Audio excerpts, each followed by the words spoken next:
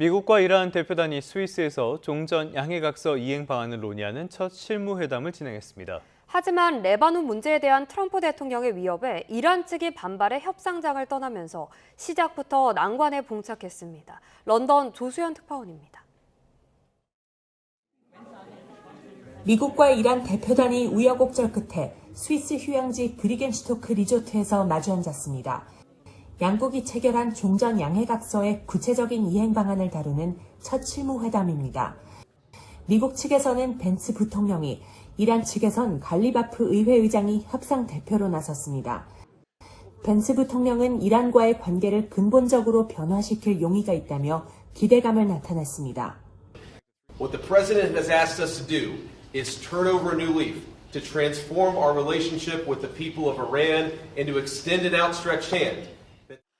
이란 국영방송은 이번 회담에서 이란 핵 프로그램에 대한 논의는 전혀 이루어지지 않았고 레바논 문제에 집중했다고 보도했습니다.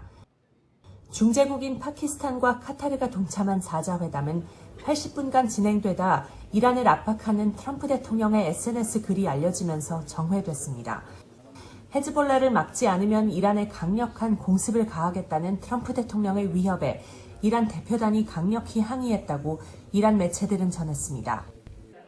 회담 속개 여부가 불투명하던 상황에서 이란 대표단이 협상장을 떠나버리면서 시작부터 파행 위기를 맞게 됐습니다. 이란 협상단장인 갈리바프 의장은 신중히 발언하는 것이 좋을 것이라며 미국의 위협을 심각하게 받아들이지 않는다고 일축했습니다. 그러면서도 이란군은 다른 방식으로 대응할 준비가 돼 있다고 강력히 경고했습니다. 이런 가운데 페제시키안 이란 대통령은 이란이 우라늄 농축권을 유지해야 한다고 주장했습니다.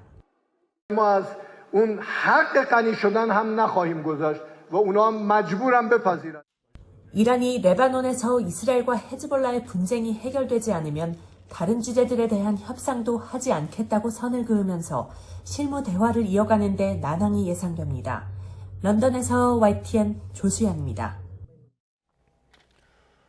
네, 방금 보신 것처럼 후속 협상이 첫날부터 파행된 배경에는 트럼프 대통령의 거친 공세가 있습니다.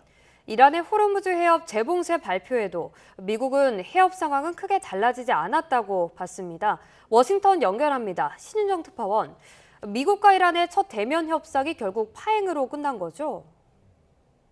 네, 이란 협상 대표단이 트럼프 대통령 위협에 반발해서 협상장을 떠났다는 이란 매체 보도가 나온 이후 아직 협상이 재개됐다는 소식은 없습니다.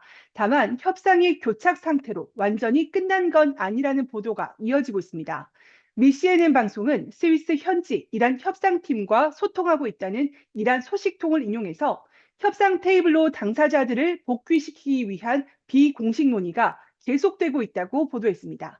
미 온라인 매체 악시오스 소속 기자도 협상에 참여하고 있는 외교관을 인용해서 이란 협상팀은 떠나지 않았고 미국과 이란의 논의는 진행 중이라고 전했습니다.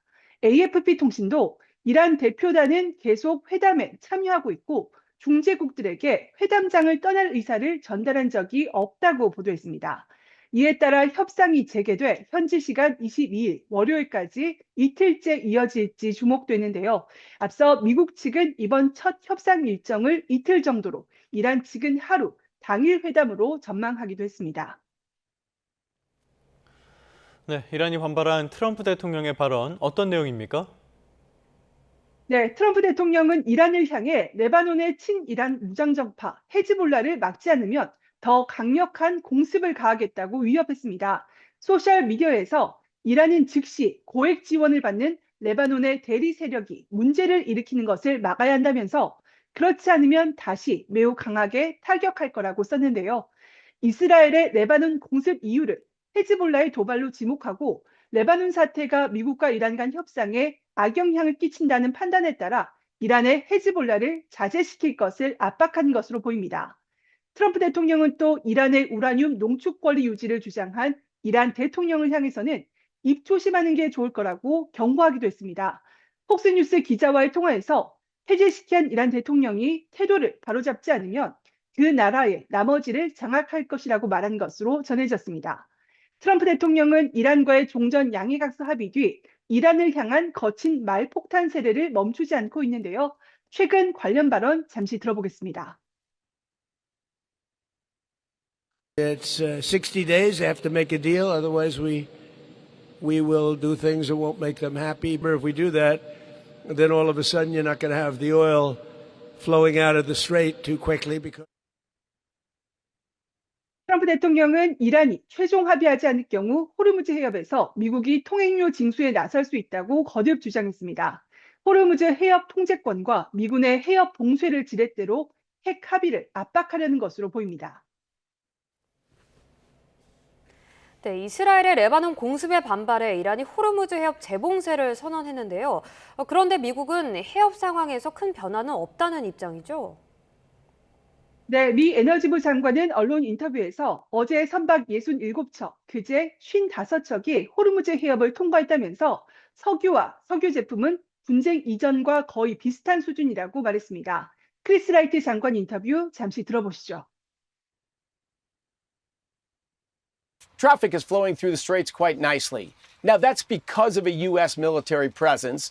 Iranians still have not demined the central shipping channel, but the U.S. opened a separate channel down south.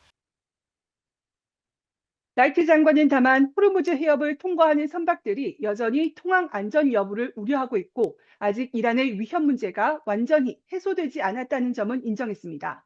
그러면서도 우리가 이란에 보여주고 있는 건 이란이 협조하지 않더라도 해협을 통한 선박 운항이 가능하다는 거라고 강조했습니다. 지금까지 워싱턴에서 YTN 신윤정입니다.